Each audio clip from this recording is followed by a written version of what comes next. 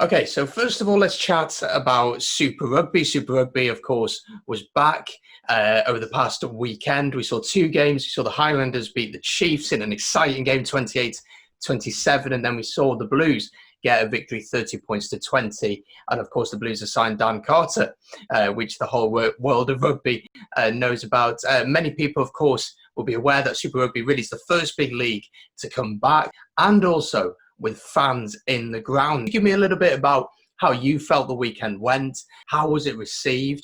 And the quality of rugby. Did you notice any differences since the lockdown? Well, look, from a society point of view, let's point out that in New Zealand, we've returned to what we call level one, which basically means we're back to normality, with the exception that our borders are closed.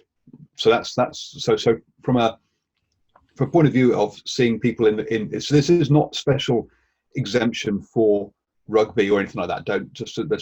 This is like normal things now for New Zealand. When the netball kicks off this weekend, they'll have crowds. Same with the NZ NBL, which is the basketball. Again, they'll also have crowds as well. So this is the new normal, as it were, for everyone. Look, 42,000 fans in Eden Park. They've not seen that many there, except for All Black Games and the Cricket World Cup for a very, very long time. So look, massive. Yes, clearly all that pent up demand or frustration of not being able to see sport. As I say, distance makes the heart grow fonder. I think that's really what's happened here. Is people didn't realise how much they would miss rugby when it disappeared. A lot of them go, I can always watch a game, another game next weekend, and just that constant flow of the volume of games meant that people were a bit blasé about it. And they've, over the last 3 months, that's gone away. And yeah, 42,000 fans there, 16,000 down in Dunedin, so fantastic. And they're talking hopefully of over 30,000 for the Hurricanes versus the Crusaders this weekend. That's the first time the Hurricanes will have got over 30,000 since 2008 for a regular season game. They did do it for their two finals. It was 2015, 2016. But apart from that, this will be their biggest kind of crowd. And that 2008 game was also against the Crusaders, funnily enough. So look, from a public point of view, yes, everyone's embraced it. They've loved it. It's come back. And I think it's really it's very difficult to compare it to Northern Hemisphere to here in the UK. Of course, the level of cases you guys had in New Zealand compared to what we've had in the UK is worlds apart, really. And we're still in some sort of a lockdown up here. Things are slightly beginning to ease. I'm going back to work this week and we're seeing shops beginning to open. But the idea of having rugby fans in a stadium up here is a long way away. Same with the football. Obviously, the English Premier League is kicking off this weekend again, all behind closed doors, all players are getting tested regularly. And it's going to be a long time up here, but it's good to see that we have a bit of normality for the rugby fan. Although some of the games I think were kicking off at like 4 a.m. over here. So I was like, oh, do I do that? So I got it for one of the second halves. The first half was too much of a push. I'd like to get into the Rugby World Cup in 2019. I think that's a good place to have a look at the All Blacks in particular. The end of an era for Steve Hansen, of course. He'd been in charge for a very, very long time. And Ian Foster takes his place. We'll get onto him in a bit. As someone who supports the All Blacks, how would you say the World Cup went? And was it a disappointment? Because the group stages were really good. You beat South Africa, you thrashed Namibia and Canada very, very comfortably. And then you beat Ireland comfortably as well. So how does the Rugby World Cup rank in your mind? Where we saying New Zealand were at that World Cup? Look, clearly, if New Zealand don't win the Rugby World Cup, it's a disappointment, right? But having won the last two, and more importantly, losing to the better side on the day. And that's why I'm an English fan first, and then I'm a New Zealand fan second. Now, the New Zealand public took it very well. I think more the point, look, they realised they didn't lose to a referee decision. They didn't lose to bounce the ball. They lost to the better side. and they all were happy. Well, not happy, but they all put their hand up and said, "Yeah, look, we lost the better side on the day." So from that point of view, look, they took it very well. You've also, the other point is that pre sort of lockdown, look, crowds have been dropping off. The number of people actually interested in rugby has been dropping off. Look, it's still the biggest show in town, right down here.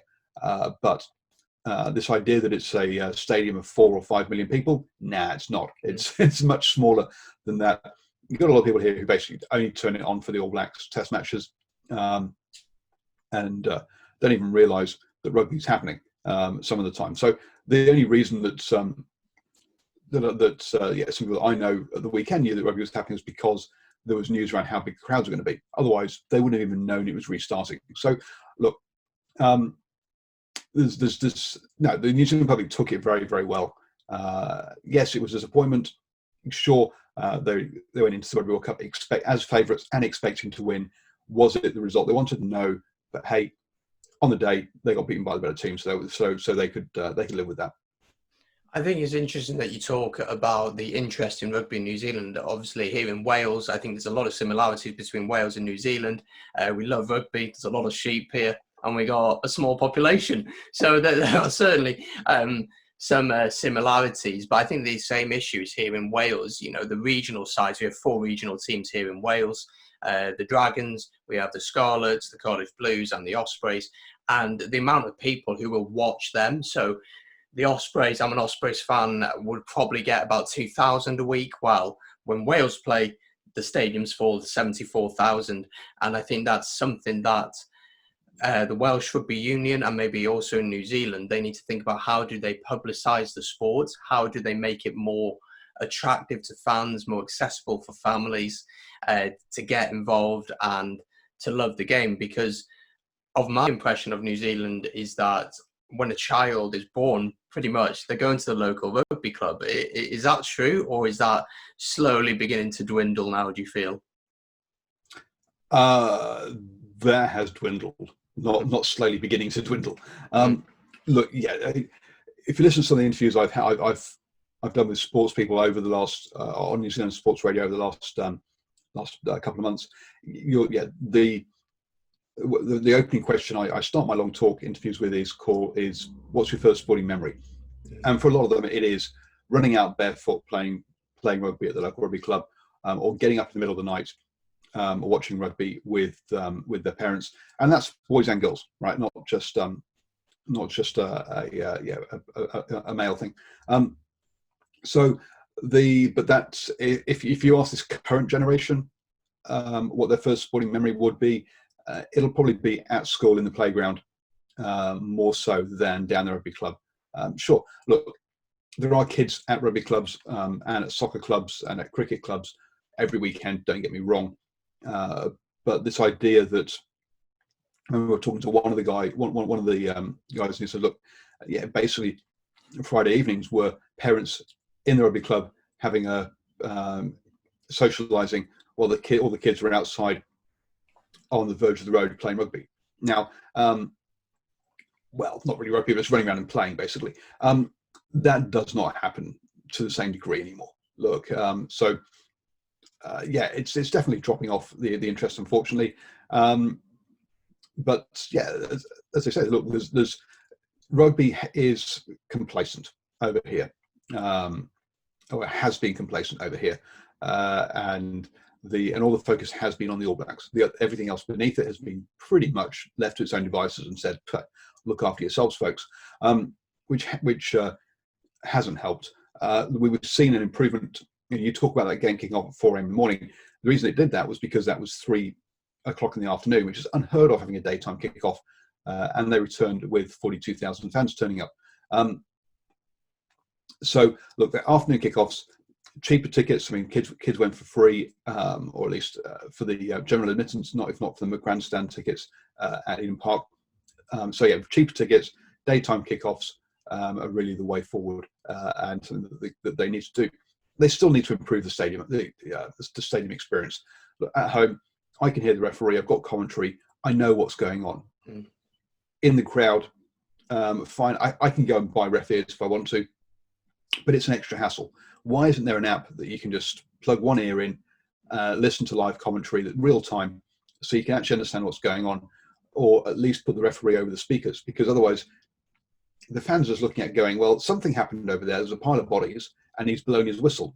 To the current head coach of New Zealand, Ian Foster, up here in the Northern Hemisphere, there was a lot of mixed reactions to his appointment. Being a Welshman and Warren Gatland, I'd have been speaking to him, but obviously had the Lions job. Scott Robertson at the Crusaders, 3 Super Rugby titles on the bounce, and he didn't get the job. It seems like New Zealand like this idea of continuity, that they know what they're going to get, that they know who's going to step in, that they know how New Zealand play, they know the New Zealand type of rugby, the philosophy and everything behind it. Do you think that was the thought process behind giving Foster the job, who of course have been assistant to Steve Hansen since 2012? Oh, we've been on various Driving Maul shows. We've been talking about the fact that Ian Foster was was next head coach for about 3 years. We knew it, right? So it didn't matter what anybody else did. And if you look at the timing of the search, again, you can see that's how it's going to be. They said I can't remember what the number was now. It was 26 or whatever it was, people they invited to apply. Sure, but you invited them all to apply when every single one of them, except for Ian Foster, has already got their next job lined up. Maybe Jamie Joseph didn't up in Japan, but he pretty much had it organised. The only decision there really was going to be numbers, right, as to how much he was going to get paid. So, so surprisingly enough, everybody except for Scott Robinson, who had an exit clause with the Crusaders, and it helps. He's employed by New Zealand. He's actually paid by New Zealand Rugby, not by the Crusaders. But so look, he had an exit clause, but there was no chance that he was ever going to get the job. It was Ian Foster had been promised this many years ago, and hey presto, it was handed over to him. And while Stephen Hansen wasn't part of it, Ted was. Graham Henry was part of the selection panel, and look, Ted made sure that Steve got it, and Steve made sure that Ian got it. And yeah, it was clearly handed down. Were people in New Zealand happy with the decision? No. Okay. They think he doesn't come across well in the press, and also the All Blacks came off one of their worst seasons for a long time.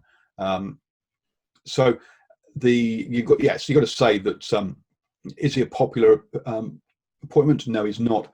But then again, New Zealand Rugby do their own thing and aren't really too fussed about the public, as long as they've got AIG on the front of the jersey or somebody else, and the money's coming in. That's what matters. That the All Blacks have got to win. The All Blacks brand has got to be protected, and the public, well, you'll watch them because they're the All Blacks, won't you? Do you think Ian Foster, in a way that New Zealand think he's a New Zealand Rugby, think he's a safe bet? He'll do what they say as such, and he'll have the same philosophy as all the other coaches, because as we saw, New Zealand are not the same team. So 2015 team, in my opinion, was one of the best teams we've ever seen. Manonu, Carter, Richie McCaw, Conrad Smith, Israel Dag, they roll off the tongue, all the names. Now it's not as big a force as it used to be. Do you think things have gone stale, and that is possibly New Zealand Rugby's fault, that it's gone stale because they're just stuck with the same line of coaches? Just head coach, assistant becomes head coach, and so on and so on. Do you think it's become stale? It might, but I think that's the problem. The problem is, say, if you look at that 2015 team. You got Jerome Kano, Richie McCaw, Dan Carter, you mentioned Nonu, there was obviously Conrad Smith, we had I've gone blank as to the hooker as well, sorry, but look, you had a whole bunch of guys over 100 caps, and then you come to the 2019 version and you look at that back line and it goes Aaron Smith, experienced, got a bunch of caps. Bowden Barrett, World Player of the Year, a couple of times. I think it is now experienced. Jack Goodhue, oh, you've only been playing for 2 years. Antonette Brown, oh, you've done 3 years. Wow, you're experienced. Then you've got Sever Reese. Wow, this is your first season at this level. Bridge on the other wing. That's your first season at this level. And Jordy Barrett again, fullback again, another guy who's only about 3 seasons in. So no, it's not about being stale per se.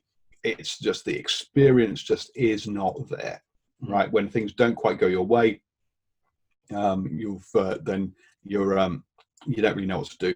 And if there's definitely been some problem positions. Now, it didn't help with Sonny Bill Williams and Crotty getting injured and not really having much game time together in the final couple of years running up to the Rugby World Cup. They couldn't find themselves a 6 as well.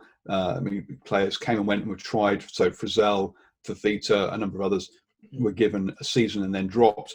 There wasn't that continuity, that experience in the side that you had at the previous couple of Rugby World Cups. So hence, it was an inexperienced All Blacks team, a skillful one, don't get me wrong, and a very good one still. Still a very good side. But and some of these players may come on to be 100 cap All Blacks and vintage All Blacks, but they weren't last year. And I think it's interesting that we saw that over the World Cup for sure, because, growing up, whenever Wales would play New Zealand at the Millennium in the autumn, Richie McCord always be in the ear of the ref, would always be offside, but according to the ref was onside, which is a running joke in rugby. But that experience was just there, wasn't it? We could just name that 2015 team and it just rolls off the tongue, the experience, the ability, the power as well in that side, and just that winning mentality that whatever happens, we are going to win. And you may be as physical as us, but we're going to be more skilled than you. And that is something that I think pretty much you look across most New Zealand teams, every player is very comfortable on the ball. And that is something that I think Northern Hemisphere rugby is missing a lot, where it's, if you're big, you just bash through them. But as other players get bigger, tackling technique hopefully improves. You need to think of more innovative ways of dealing with that. I think it's really interesting that you talk about players leaving New Zealand, getting these big contracts abroad. Do you think that New Zealand rugby needs to do more to keep players in New Zealand? Because here in Wales, of course, we had something called Gatland's Law, where the Welsh Rugby Union would pay part of the wages of these high-profile players, and then the regional pay some of it. So players such as Alan Wynne-Jones, George North, Justin Tipperick, Jonathan Davis, are all on dual contracts between the Welsh Rugby Union and the region. Is that something that New Zealand rugby needs to be thinking about, or do you think they're just thinking, look, we got enough players to pick from, and if those players don't want to stay here and go after the big money, then fine? There's just not more that New Zealand can do, right? They've already said, if you're not playing here, you can't get the All Black jersey. And let's be honest, 50 All Blacks caps at the end of your career is worth something as far as your earning potential after your career. So look, there is a certain value to that jersey. And then basically they've spent all the money they've got. They're already spending more money than they're earning each year. They're running an unsustainable deficit, which is why they're making these big pushes for things like that. Was it the Nations Cup or whatever it's going to be called, and other ways of just trying to get more cash in. So look, no, there's not really much more they can do on that side from where they are now.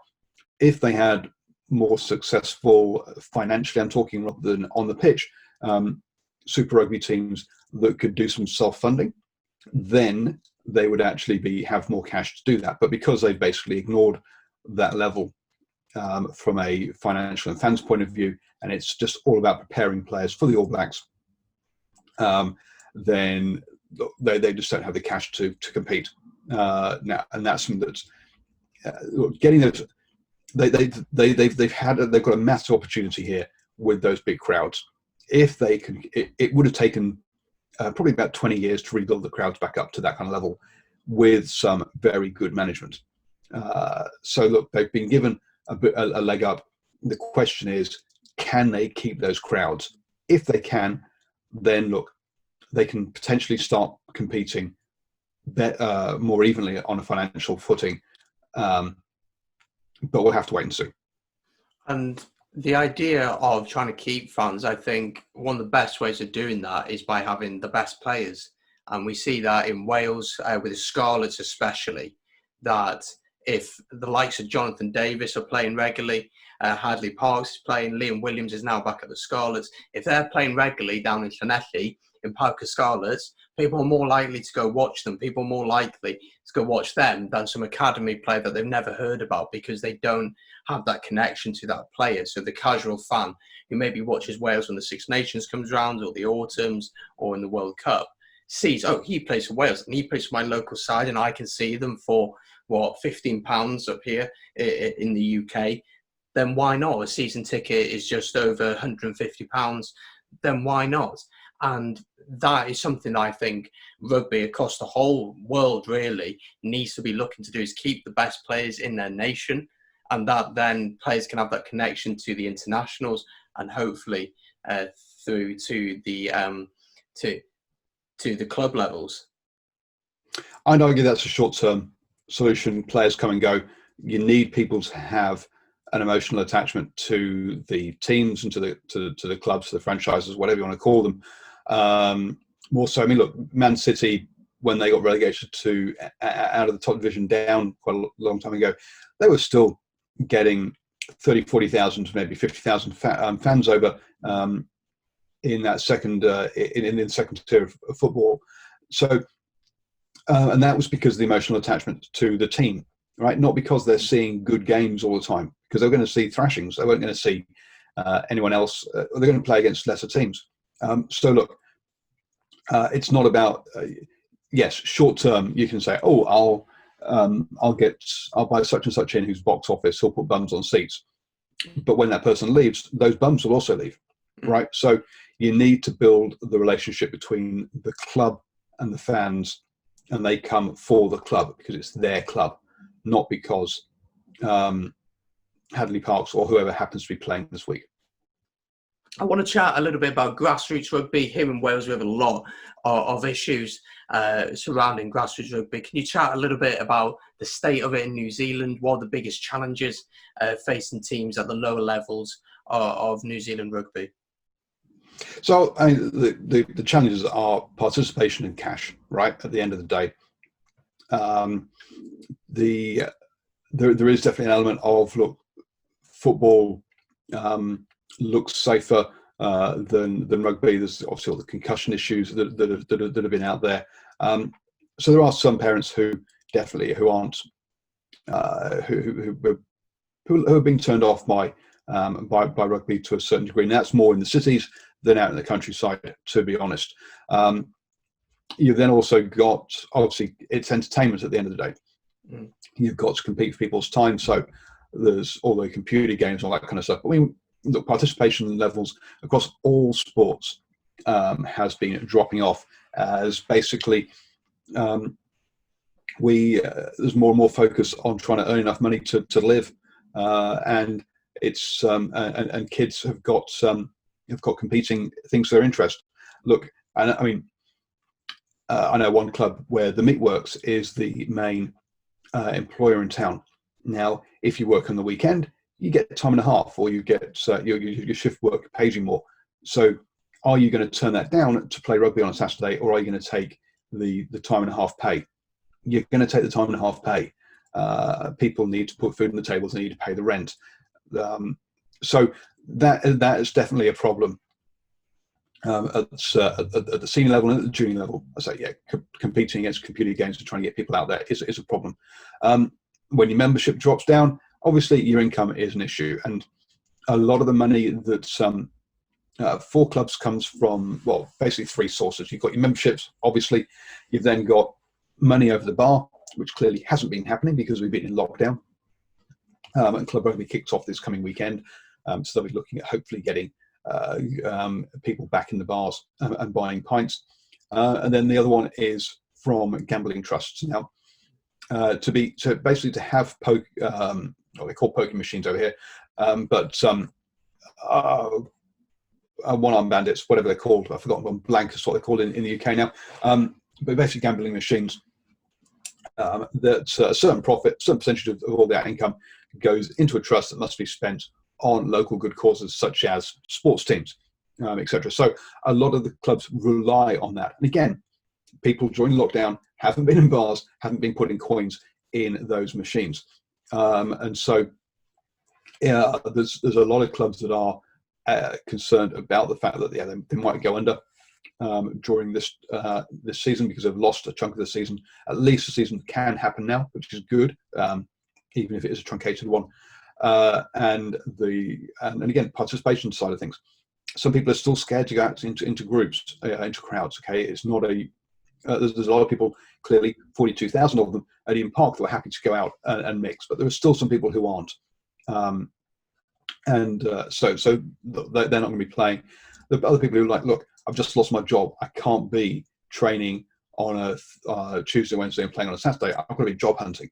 And I've got to be taking any part-time or any casual work I can get. Because, a lot of people have lost their jobs. So those are the immediate problems. The long-term problems are there as well. So, grassroots is struggling. And there was a team, Tyro, who play in the Thames Valley province. So we're not talking a Super Rugby, we're not talking a minor 10 Cup, we're talking quite a few tiers down now, a couple of tiers down. Now they had, was it 12, I think it was, international players, so that they can actually put out a Premiership team. This year they won't, because obviously the players can't come from overseas. Now, those players aren't paid. They're amateurs who fancy a year in New Zealand, experiencing the lifestyle. They'll get a job kiwi fruit picking, or working at a local butcher or whatever. So they are amateur players, but they're amateur players in their sort of year after uni, traveling the world. You know what? Hey, this club will help me get a work visa. They'll help me find work. They'll put me up in a cheap accommodation, and I'll play rugby in New Zealand. You get to experience New Zealand lifestyle. Win-win-win. Obviously, for all round. So that hasn't happened. So they're not going to be fielding a Premier's team this year.